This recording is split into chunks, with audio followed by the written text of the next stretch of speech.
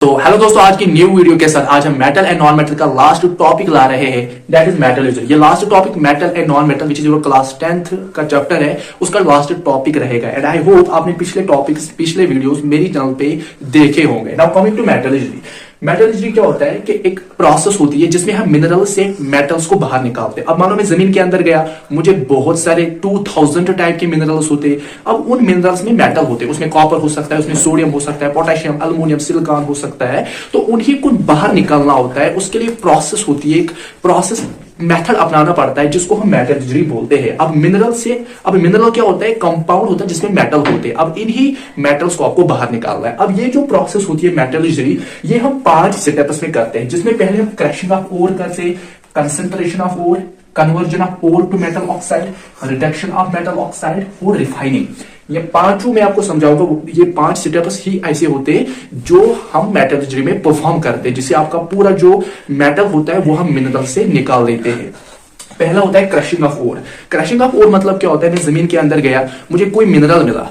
अब जब मुझे कोई मिनरल मिला तो पहले मैं उसको क्रश करूंगा, यानी उस मिनरल से मैं मेटल को बाहर निकालूंगा। पहला प्रोसेस यही होता है कि मैं मेटल को बाहर निकालूंगा। ठीक है, मुझे मेटल मिला।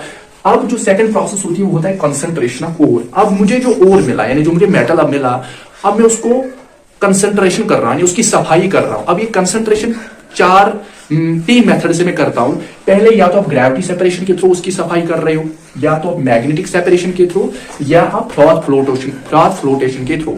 Now what is gravity separation? देखो, ग्रेविटी सेपरेशन में क्या होता है, हम एक मेटल लेते हैं। अब जो मेटल आपने अभी मिनरल से बाहर निकाला है, तो उस मेटल के साथ अब इंप्योरिटीज होगी, गंदगी होगी, तो दोनों में से एक के पास डेंसिटी डिफरेंट होनी चाहिए। यानी जिस मेटल के साथ अभी इंप्योरिटीज प्रेजेंट होती है, एक की डेंसिटी डिफरेंट होनी चाहिए, सेम नहीं होनी चाहिए। जब डेंसिटीज डिफरेंट होगी तो हम ग्रेविटी सेपरेशन से, यानी ग्रेविटी का यूज करके वो पूरा प्रोसेस, यानी उससे जो इंप्योरिटीज है वो खींच लेते हैं, और इस तरह आपका जो ग्रेविटी सेपरेशन है वो परफॉर्म किया जाता है। सेकंड इसमें आता है मैग्नेटिक सेपरेशन। इसमें भी सेम थिंग है, आसान है। आपका मेटल है, उसके साथ इंप्योरिटीज प्रेजेंट है, इसमें एक के पास मैग्नेटिक नेचर प्रेजेंट होना चाहिए। तो मैग्नेट का यूज करके हम जो इंप्योरिटीज है वो उससे बाहर निकालते हैं, खींचते हैं उनको।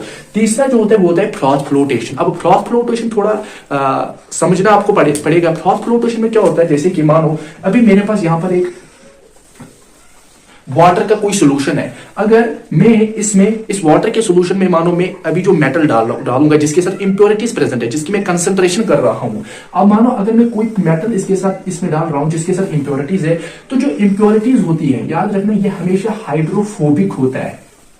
हाइड्रोफोबिक होती है इंप्योरिटीज। हाइड्रोफोबिक मतलब जब मैं इनको पानी में डालूंगा तो ये पानी को पसंद नहीं करते, ये ऊपर आपको देखने को मिलेगी, और जो मेटल होता है वो सेटल डाउन आपको नीचे, पानी के नीचे होता है। मतलब कि froth flotation, when we put the metal inside the water, one of it, that is impurity और मेटल, हैज हाइड्रोफोबिक और हाइड्रोफिलिक नेचर। जिससे कि क्या होता है कि जो इंप्योरिटीज होता है, अब क्योंकि उसका हाइड्रोफोबिक नेचर होता है तो वो पानी के ऊपर आता है, और जो मेटल होता है वो नीचे सेटल डाउन होता है। आई होप आपने कंसंट्रेशन ऑफ ओर के बारे में आप समझा होगा। यानी हम मेटल की सफाई करते हैं जिसके साथ इंप्योरिटीज है, जिसको या तो आप ग्रेविटी सेपरेशन के थ्रू सफाई करोगे, मैग्नेटिक सेपरेशन के थ्रू, या फ्रॉथ फ्लोटेशन के थ्रू सफाई करोगे। Now coming to conversion of ore to metal oxide. अब जो आपने सफाई करने के बाद, कंसंट्रेशन ऑफ ओर के बाद, अब हम इस ओर को ऑक्साइड में कन्वर्ट करेंगे। 2 प्रोसेस इसमें हम यूज करते हैं, एक होता है रोस्टिंग, दूसरा होता है कैल्किनेशन।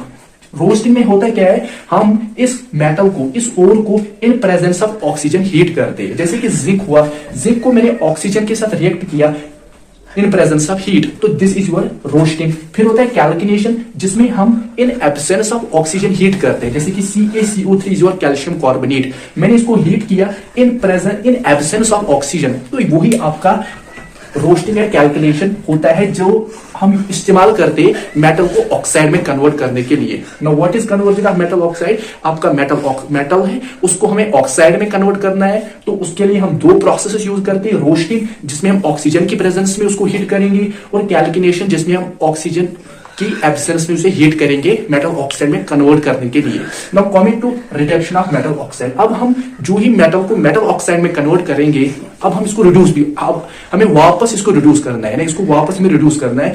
जैसे कि कॉपर ऑक्साइड का मुझे कोई, ये एक मेटल ऑक्साइड है, कॉपर ऑक्साइड, इसको मुझे रिड्यूस करना है। मैंने 3 रिड्यूसिंग एजेंट्स हम यूज करते हैं। एक होता है आपका कोक, COKE, दूसरा होता है आपका कार्बन मोनोऑक्साइड और तीसरा आपका होता है हाइड्रोजन। अब कोक क्या करेगा, ये इन मेटल ऑक्साइड से ऑक्सीजन को खींचता है, बाहर निकाल देता है। जैसे कि कॉपर ऑक्साइड के साथ जब मैं कोक इस्तेमाल करूंगा, ये कोक में यूज करूंगा फॉर रिड्यूसिंग दिस, तो CO+Cu निकलेगा। इसने इसके ऑक्सीजन को बाहर निकाला, CO और कॉपर बाहर निकला।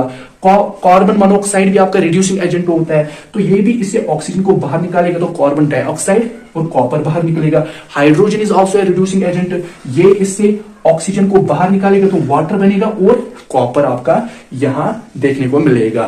सो यही आपके 3 रिड्यूसिंग एजेंट्स होते हैं जो हम इस्तेमाल करते हैं मेटल ऑक्साइड के ऑक्सीजन को रिड्यूस करने के लिए। लेकिन एक नोट बात करने की ये है, सिल्वर और मरकरी जो होते हैं आप उनको कोई भी रिड्यूसिंग एजेंट से रिड्यूस नहीं कर सकते। जैसे कि इस मेटल ऑक्साइड को रिड्यूस करने के लिए हमने कोक, कार्बन मोनोऑक्साइड और हाइड्रोजन का यूज किया, लेकिन in case of silver and mercury हम ये रिड्यूसिंग एजेंट्स यूज नहीं करते। इनके लिए हमें डायरेक्ट हीट इनको देनी पड़ती है, डायरेक्ट हीट से आप उनके ऑक्सीजन को रिड्यूस करते हो। Silver and mercury are reduced only by in the presence of heat by and not by the reducing agents. इसके साथ साथ जो आपके सोडियम होते हैं, पोटेशियम होते हैं, जो रिएक्टिविटी सीरीज में पहले पहले मेटल्स आते हैं, उनके भी जो ऑक्साइड्स होते हैं वो बहुत स्टेबल होते हैं। ना तो आप रिड्यूसिंग एजेंट से उनको रिड्यूस कर सकते हो, ना तो आप हीटिंग से ही उनको रिड्यूस कर सकते हो। उसके लिए हमें इलेक्ट्रोलाइसिस परफॉर्म करनी पड़ती है।